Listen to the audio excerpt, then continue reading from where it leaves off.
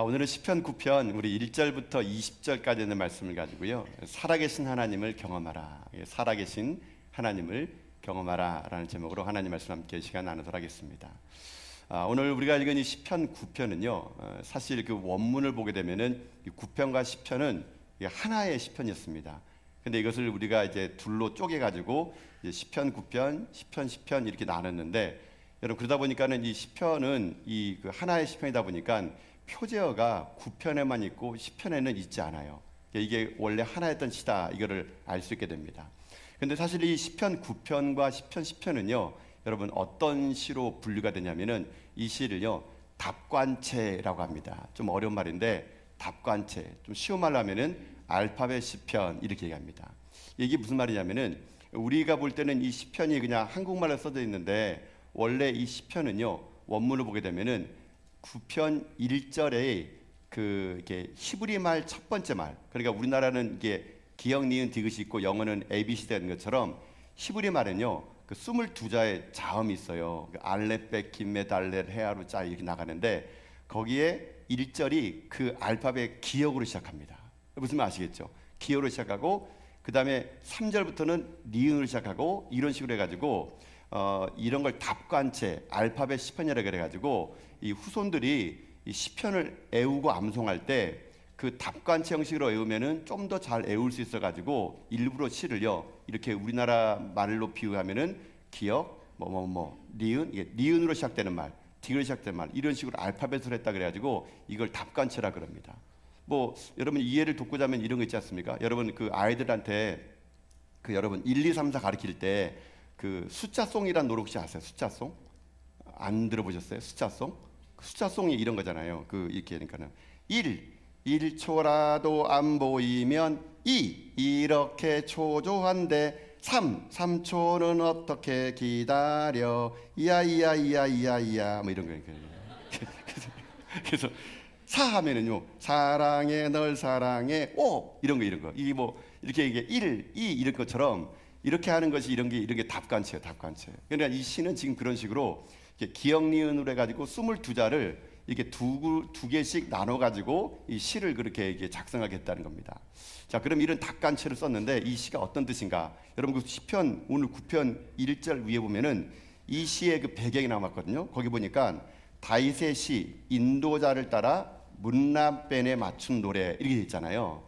자, 근데 이 시가 보통 이제 시편을 제가 여러분 말씀드릴 때마다 1절 바로 위에 있는 그것을 표제어라고 그러고 이 표제어는 그 시의 배경이라든가 상황을 얘기해 주는 건데 여기 독특한 말이 나와요. 문나벤. 이게 무슨 뜻일까? 학자들마다 이 뜻에 대해서 이 정확하게 내민 사람이 없어요. 왜냐면요. 시편에는 여기만 이게 나옵니다. 여기만. 문나벤이 말 여기만 나와요. 근데 이거를요. 그 유추해 볼 수 있는 게 뭐냐면요. 여러분 거기에 보면 문나벤 나왔잖아요. 이 벤이 뭐냐면은 히브리 말에 성경에서 벤은요 아들이란 뜻입니다. 아들. 그러니까 여러분 그 야곱의 막내 아들이 베냐민이죠. 벤야민이에요. 벤이 아들이고 야민이 뭐냐면 오른손입니다. 베냐민의 뜻은 오른손의 아들이란 뜻이에요. 또 뭐 여러분 그 저 유명한 영화 중에 배너 영화 알죠? 배너 영화도 이거 히브리 말입니다. 벤 아들이죠. 허의 아들이란 얘기예요. 근데 이게 영문으로 되니까 벤허가 됐는데 원래 히브리 말은 벤훌이 그 영어식 되면서 벤허 이렇게 영화의 주인공으로 바뀌었는데 그것은 훌의 아들 그런 영화 제목입니다. 어쨌거나 이 벤이란 말이 아들이면은 문낫이라는 게 뭔가 이걸 봤더니만은 이게 죽음이래요. 그러니까 뭐 이거는 이게 해석이 불문합니다. 죽음, 벤의 죽음, 어떤 아들의 죽음 이런 뜻이거든요. 근데 어떤 아들이 죽었는지 그 몰라요. 그런데 이 내용을 보게 되면은 다윗의 아들이 죽어서 슬피 울어지는 그런 내용은 없습니다. 그래서 학자들이 이 시를 분석할 때 이거는 다윗이 용사로서 전쟁에 나갔을 때 수많은 사람들의 그 죽음 앞에서 하나님이 나를 어떻게 인도해 주셨는가 이거에 대한 감사하는 마음으로 썼던 시가 바로 시편 9편이다 이렇게 해석을 하게 되는 것이 전통적인 해석 방법입니다. 그러니까 시편 9편과 10편은요 바로 하나님께서 이 다윗을 통해서 수많은 사람들, 수많은 전쟁에서 승리하고 이기함으로 인해 가지고 그 승리 현장에서 다윗이 하나님을 고백하는 시편, 그게 바로 구편과 시편의 내용이 된다는 겁니다. 다윗은 일평생 동안 하나님을요 그렇게 삶의 전장에서 또는 치열한 삶의 전투에서 그 하나님을 만나고 그런 그 하나님을 고백하게 되는데, 오늘 다시 어떻게 고백하느냐, 여러분 1절과 2절 보세요. 거기 이렇게 고백합니다. 자, 1절 2절 읽읍시다. 시작. 내가 전심으로 여호와께 감사하며 주의 모든 기이한 일들을 전하리이다.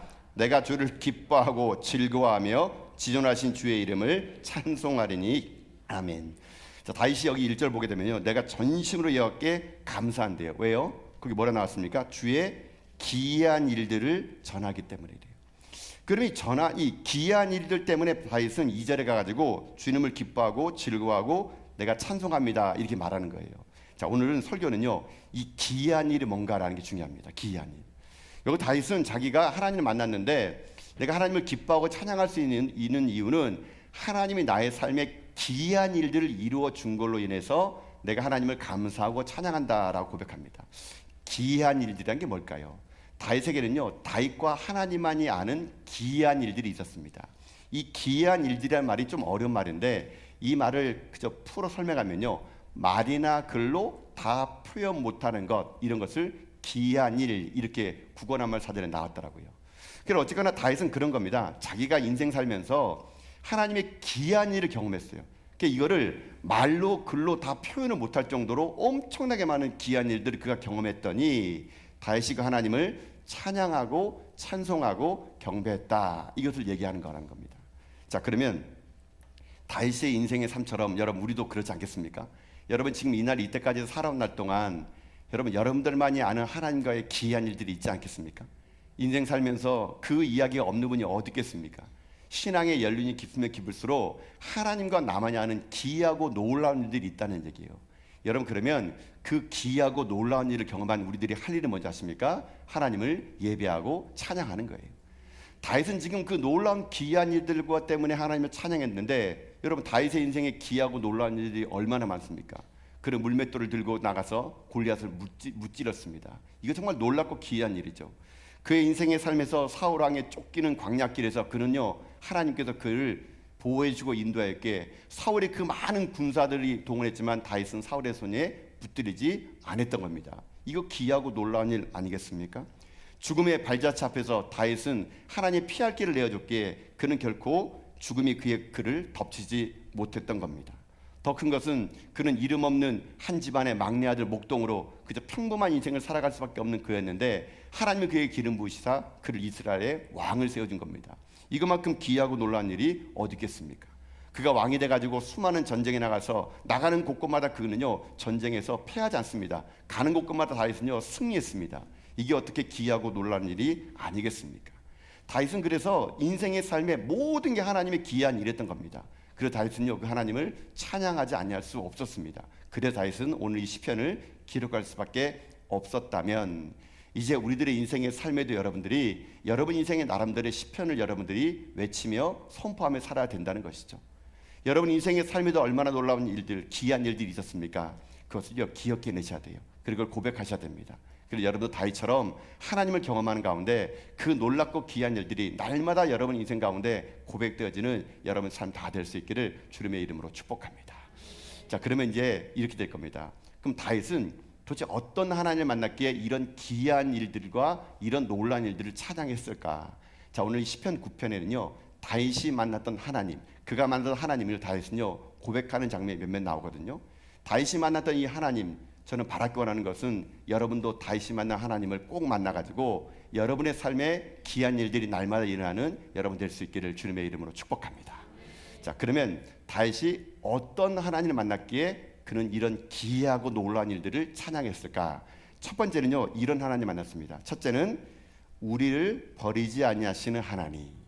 자, 다윗이 만난 첫 번째 하나님은요 나를 버리지 않으신 하나님. 다윗은 그 하나님을 만났기에 하나님을 평생 동안 노래하며 찬양하며 예배했던 거예요. 자, 여러분 10절 말씀 보세요. 10절이 그 내용이거든요. 자, 10절 말씀을 읽어봅시다. 시작. 여호와여 주의 이름을 아는 자는 주를 의지하오리니 이는 주를 찾는 자들을 버리지 아니하심이니이다. 아멘. 자, 여러분 10절 말씀 여러분 그 뒤에 뭐라 나왔습니까? 주를 찾는 자들은 어떻게 한다고요? 버리지 아니한대요. 여러분 이겁니다. 다윗이 만난 하나님, 첫 번째 그가 만든 하나님은 그거예요. 자기가 하나님을 찾을 때마다 하나님은 자기를 버리지 않았다는 겁니다. 다윗은 이 나를 버리지 않은 하나님을 내가 만났더니 그의 인생의 삶이 기이하고 놀라운 일들이 가득가득 임했다라고 고백하게 되었다는 겁니다. 여러분, 다윗은 바로 그랬던 것 같아요. 그는 어렸을 때부터 하나님의 이름을 알고 하나님을 알았습니다. 그는 하나님만을 의지하는 삶을 살았습니다. 목동의 시절에도 사울 왕이 발탁돼 가지고 궁궐에서 그가 지낼 때도, 사울의 군대 장관으로 승승장구하며 전쟁터에서 승리할 그때에도 다윗은요, 하나님이 나를 버리지 않을 것을 알았기에 그는 그의 삶이 하나님의 은혜였고 역사가 되었던 것입니다. 자기 인생의 삶의 처지와 관계없이 하나님 앞에 나가면 하나님은 결코 다윗을 버리거나 포기하지 않았다는 것. 자기가 몸부림치며 기도할 때마다 하나님은 응답해 주셨고, 환난 날 때마다 하나님 나를 건져주신 하나님. 다윗은 그 하나님을 경험했기에 그는 어떤 인생 살아가느냐, 기이하고 놀라운 일들 속에서 하나님을 찬양하는 삶을 살아갈 수 있었다라는 것이죠. 여러분, 우리들의 인생의 삶에도 이 하나님을 만나야 됩니다. 여러분 삶에도 이 하나님을 알아야 됩니다. 하나님을 맛보아서 경험한 삶은요, 귀로 듣는 삶보다 더 강한 인생이 될 수 있는 거예요, 여러분. 그러니 여러분, 누군가의 간증은요, 그냥 나에게 감동이 될 뿐이지만 내가 만난 하나님은요, 나에게 힘이 되는 하나님 될 수 있는 거예요, 여러분. 그러니 여러분들이 누군가의 간증을 여러분 그저 듣고 그거를 감동만 받아서는 안 됩니다. 여러분 욕심내셔야 돼요. 하나님, 나도 그런 하나님 만나게 해주십시오. 나도 내 질병 속에서, 내 환경 속에서, 아픔 속에서 살아계신 하나님 만나게 하여 주시옵소서. 그런 간증, 그런 하나님 만난 힘이 있는 자들은요, 여러분 어떤 절망의 터널을 지난 자더라도 두렵지 않는 거예요. 왜요? 내가 만나봤으니까, 내가 경험했으니까.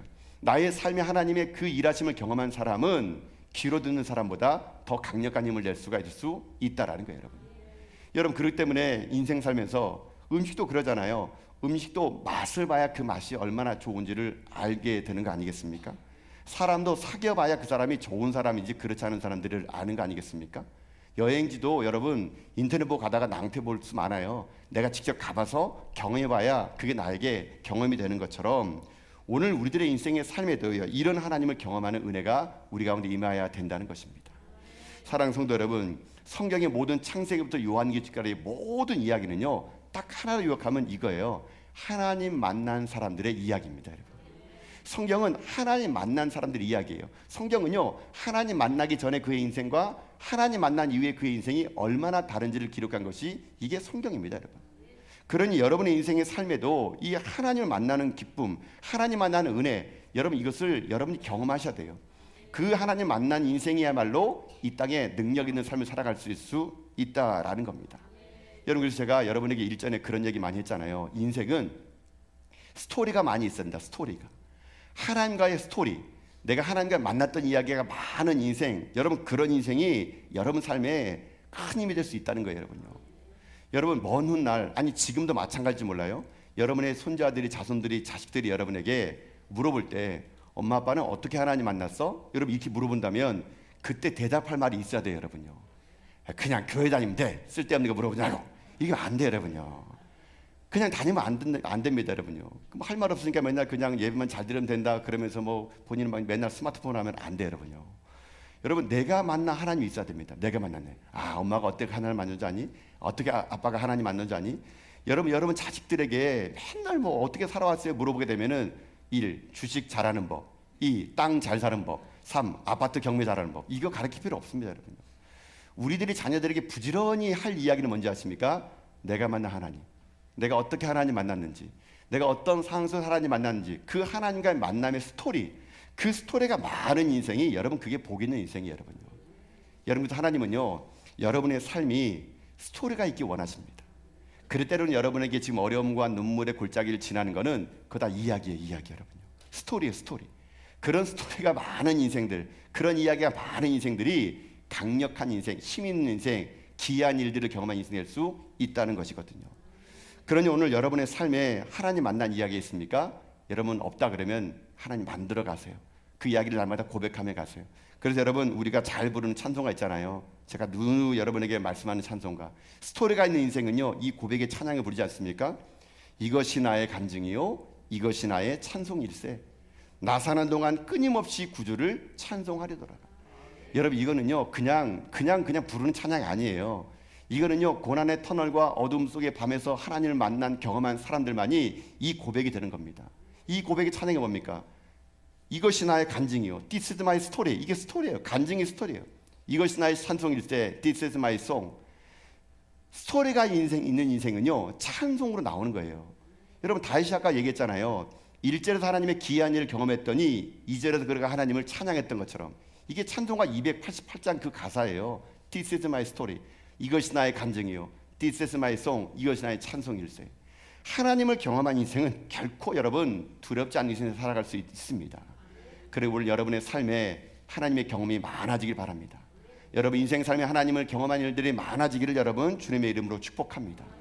하루하루 살아가면서 여러분 그 스토리를 만들어 가세요. 오늘 하루 여러분 어떻게 지냈습니까? 아침에 눈을 뜨고 오늘 이 자리에 올 동안 여러분의 인생의 삶을 뒤돌아보시면 오늘도 하나님은 여러분과 함께 하셨어요. 오늘도 여러분의 인생의 삶의 차디찬 밤을 하나님은 함께 견뎌내 주시고 눈물 나는 골짜기를 함께 하나님이 건너가 주셨어요. 여러분 오늘 하나님의 이야기를 가슴속에 잘 간직하세요. 내가 오늘 만난 하나님 여러분의 가슴속에 잘 간직해서 이 하루하루 만난 하나님을 날마다 가슴속에 고백하고 또 곱씹어보고 또 놀라운 일들을 여러분 고백하는 가운데 여러분 결코 나를 버리지 않은 하나님을 여러분 날마다 만나셔서 여러분의 삶이 한편의 아름다운 시편이 다 되는 여러분 될 수 있기를 주님의 이름으로 축복합니다. 이게 다윗의 경험이에요. 자, 하나만 더 말씀드려 볼게요. 그럼 다윗은 또 인생의 삶에서 어떤 하나님 만났냐? 제가 이 말씀을 묵상해 보니까요. 두 번째는 이런 하나님 만났더라고요. 가난한 자의 부르짖음을 잊지 않는 하나님. 가난한 자의 부르짖음을 잊지 않은 하나님을 다윗이 만났더니 그가 얘기합니다. 하나님의 기이한 일들을 내가 경험했다고요. 자, 이게 무슨 말일까? 여러분 12절 보세요. 자, 12절 볼까요? 읽겠습니다. 시작. 피 흘림을 신문하시는 이가 그들을 기억하시며 가난한 자의 부르짖음을 잊지 아니하시도다. 아멘. 자, 거기 12절 뒤에 보면 나와 있잖아요. 가난한 자의 부르짖음을 잊지 아니하시도다. 자, 여러분 여기서 가난하다는 것은 실질적으로 물질적으로 가난한 것도 있겠지만 여기서 가난하다는 것은 심령이 가난한 거예요. 심령.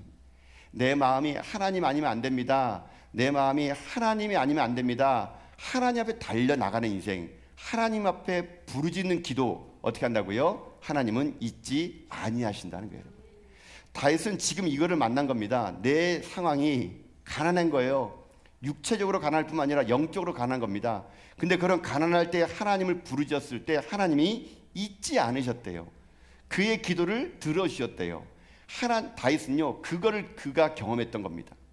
그의 인생의 삶에 실제로 가난한 데가 있었죠. 배고플 때가 있었죠. 사울왕에 쫓겨다녀가지고 배고픔에 어떻게 할 수 없을 때 그는 성전에 들어가서 진설병을 먹고 그걸로 힘을 내게 됩니다. 그들과 함께했던 아둘람군의 400명의 그 사람들을 먹여 살리려고 동분서주할 때 하나님은요 그 400명의 인생의 배고픔을 채워줬던 겁니다. 다윗은요 그걸 경험했어요. 실제로 자기 인생에 배고프고 가난할 때 하나님이 채워주시고, 그러나 그는 그뿐이 아니었습니다. 심적으로 가난할 때 사울왕에게 쫓겨다닌 인생이 되고 그 누구도 자기를 편히 되어지지 않고 외로운 광야길에서 홀로 눈물을 나는 밤을 지새우며 하늘을 그저 밤하늘을 차가운 밤하늘을 이불 삼아서 광야길에 잠을 잘 때도 다윗은요 거기에서 또 그 가난한 마음속에 하나님을 그가 경험했더니 그가 이런 기이하고 놀라운 일을 고백할 수 있었다는 거예요. 그러니 여러분 지금 여러분의 삶이 힘들고 어렵고 마음이 가난할 때 할 일이 뭔지 아십니까? 기도하시는 거예요. 기도하시는 거예요. 부르짖는 겁니다. 여러분. 그때 하나님은 어떻게 하느냐? 그 가난한 자의 부르짖음을 잊지 않으신대요. 여러분 그래서 하나님 만나는 가장 강력한 건 뭐냐면요, 기도예요. 기도를 통해 하나님 만나는 그 힘이야말로 우리들의 인생 삶에 강력한 능력이 될 수 있다는 겁니다. 여러분 그러니 여러분의 삶이 지금 가난하세요? 좀 물질적으로 힘드시고 경제적으로 어려우실 뿐만 아니라 영적으로 육적으로 심적으로 가난하십니까? 여러분 그 가난할 때가 가장 하나님을 잘 만날 때예요. 여러분 잊지 마세요. 다윗이 여러분 시편을 쓰는 곳이 언제 쓴지 아십니까? 다윗의 시편의 모든 시편은요 다윗이 화려한 궁궐에 쓰는 시가 없어요. 다윗이 이 시편은요 다 언제 썼냐면요 그가 쫓겨다닐 때, 가난할 때, 힘들 때, 병들었을 때, 심적으로 어려울 때, 그때 다윗은 거기에서 하나님 만났기에 그의 모든 삶이 150편의 시편 안에 고스란히 녹아내려졌다라면 여러분 우리도 마찬가지예요. 하나님의 여러분의 삶이, 여러분 우리가 하나님을 언제 경험한 줄 아십니까? 내가 잘 나가고 화려하고 건강하고 돈 많고 부자 될 때, 여러분 그때는 하나님의 이야기가 별로 없어요. 하나님은 여러분의 삶 가운데 아름다운 이야기를 만들어 주시고 여러분의 심령을 가난하게 만들기 위해서 때로는요 눈물 나는 골짜기의 밤을 하나님은 허락할 때가 많습니다. 여러분 봐보세요. 오병이의 기적이 일어났던 곳이 어디입니까? 빈들이죠. 빈들. 여러분 놀랍게도 오병이의 기적은요 화려한 예루살렘 성전에 일어나지 않았습니다. 오병이의 기적은요 아무것도 없는 빈들에서 일어났어요. 빈들이 뭡니까? 심령이 가난한 곳이에요. 물질적으로 배고픈 곳이에요. 내 인생의 삶의 빈들이 여러분 때로는요 나를 절망의 밤으로 몰아세웁니다. 근데 여러분 잊지 마셔야 되겠습니다. 빈들이 아무것도 없는 곳이 아닙니다. 빈들에 예수님이 계시면요 모든 것이 있는 곳임을 믿습니다. 빈들이 아무것도 없는 것이 아니에요. 빈들에 예수님만 계시면요 빈들은요 이 땅의 모든 것을 다 얻는 곳이 될 수 있다는 것입니다. 중요한 것은 그곳에 예수님이 계시느냐 그렇지 않느냐, 이게 중요하다는 겁니다. 그 때문에 여러분의 인생의 삶이 오늘 어떤 인생길을 지금 걷고 계십니까? 다윗처럼 여러분 하나님이 여러분 인생의 삶에 어둠의 밤을 통과하게 만드시고 광야길을 여러분 몰 때는요 여러분 거기에서 하나님만을 집중하게 만드는 거예요. 여러분요 거기서 하나님을 바라보게 만드는 겁니다. 그 하나님을 바라보고 그 하나님을 경험하게 되면 그 힘이 하나님의 기이하고 놀라운 일을 경험할 수 있게 만들어줄 수 있다라는 거예요. 여러분 그래서요 한번 이런 예를 들어볼까요? 여러분 영화관에 가면은 영화관이 깜깜하죠. 왜 깜깜할까요? 왜 깜깜할까요? 화나면 영화가 집중이 잘 안 되잖아요. 그렇죠? 여러분 영화관이 깜깜한 이유는요 어두워야 화면이 잘 집중할 수 있기 때문에 영화관이 깜깜한 겁니다. 근데 집에서는 여러분 똑같은 영화 보는데 여러분 잘 집중이 안 되고 감동이 안 되는 게 뭘까요? 산만하니까 이것저것 눈에 보이는 거 많잖아요.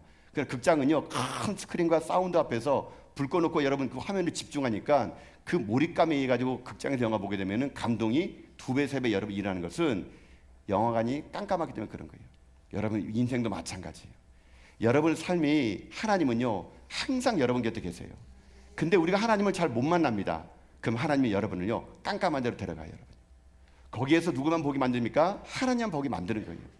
그러면 하나님이 항상 계셨구나 이것을 깨닫게 만들어줄 수 있기 때문에 하나님은 때로는 여러분의 인생을요 깜깜하게 만들어가지고 하나님만을 몰입하게 만드는 것 준 거예요. 여러분 이것을 이렇게 해볼까요? 여러분 밤하늘의 별이, 밤하늘에게도 그러네. 여러분 별이 낮에도 떠 있어요? 안 떠 있어요?